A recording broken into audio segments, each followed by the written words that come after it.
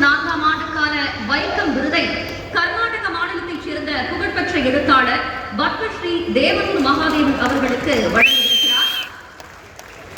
முதலில் மாண்புமிகு தமிழ்நாடு முதலமைச்சர் அவர்கள் அவருக்கு பொன்னாடை பொருத்தி மரியாதை செய்வார்கள். ಆದರೆ ಬುಕ್ಗಳು ಕೊಡ್ಬೇಕು ಅವ್ರಿಗೆ, ಅದಕ್ಕೆ ಇದು ಮಾಡ್ತಿದ್ದಾರೆ ಬುಕ್ಗಳು ಕೊಡದಾ ಅಂತ. அடுத்து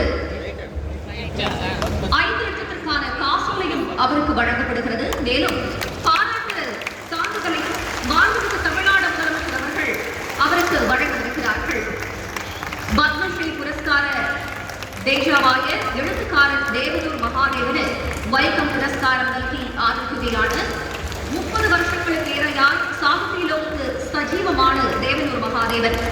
1990-ൽ കുസുംബാല എന്ന പുസ്തകത്തിനായി സാഹിത്യ അക്കാദമി പുരസ്കാരം അദ്ദേഹം ലഭിച്ചിരുന്നു. അദ്ദേഹത്തെ തമിഴ്നാട്